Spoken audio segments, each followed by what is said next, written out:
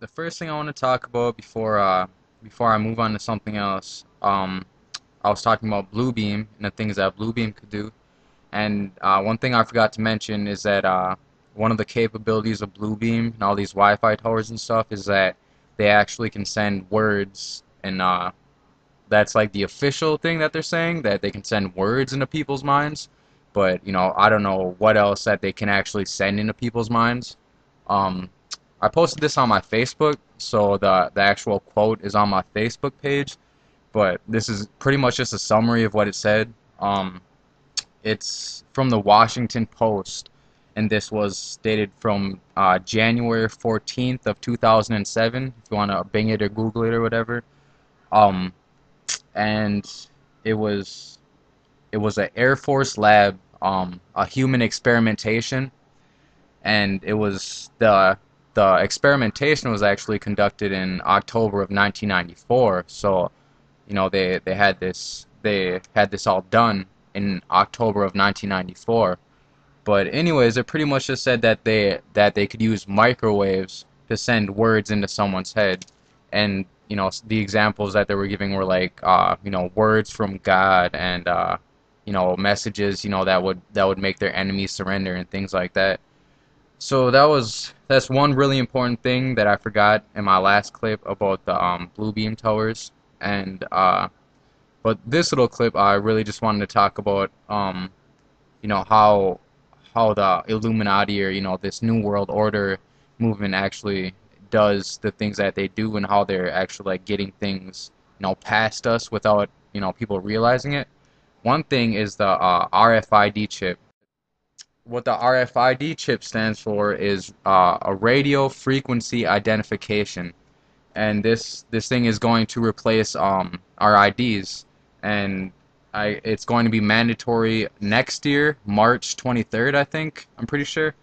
But so yeah, it's a radio frequency identification, and this thing, it's a biometric info, or it has biometric information on it, and what that is like your fingerprints, your iris identification, facial recognition, and things like that. And also this chip, it's gonna have everything. It's how they got it passed was for medical, like I know I just watched a commercial about like elders, how elders you know are going to be so much, their lives are going to be so much easier because of this chip, because it can, in case of emergencies, or it showed, oh, this old man, he can't remember his medication, so that medication stuff will be on his chip.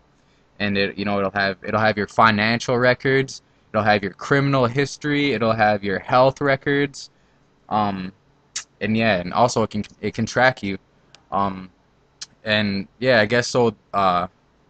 The chip, I guess, I think they were saying that the chip is actually like, if you volunteer for the chip, you can have the chip, but it's gonna it might just be the cards that are mandatory by March 23rd.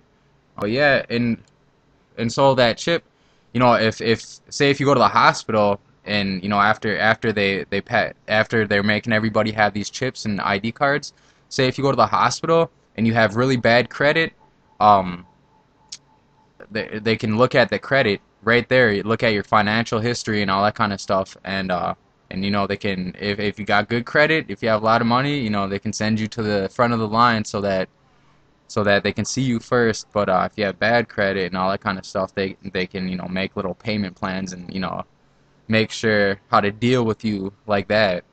So yeah, that's the RFID chip. That's really really important thing for people to kind of become aware of. Um, and another thing is how what they're doing is they them um the there's this guy, his name is Zhu Ziachuan, I guess. He's the People's Bank of China, like the president or CEO or whatever of that People's Bank. And what he's trying to do is create a international currency, um so money for a one currency for the whole world. And and this is like a direct quote from something that he said, is that a reason for doing this is to uh, create an international currency that is disconnected from individual nations. So yeah, it's not going to be like America, has their own currency. Like this currency is going to be the new world order currency. And so yeah, the RFID chips, the currency, and oh, one more thing, and this isn't really gonna be edited, or I actually have to get going pretty soon here, so I know this is gonna be kind of crappy. I just wanted to get this recorded and get the information out as soon as possible. But yeah, the oh yeah, one more important thing I want to talk about was like the FBI and the CIA and NSA and NASA and all those things. I know everybody thinks that they're part of the American government, but they're separate. They're federal. You know what? When you think about laws, and when you get charged with a law, you can be charged with like state laws, and then if you do other things, you can get charged federally, or even if you're in the wrong place and you get charged, you can get charged federally, and so like that's like the FBI and CIA, and they're all federal, and that isn't even part of the American government. It's the American government actually has like stock in the FBI and in NASA and in the CIA and things like that, but it's not actually like a part of the government.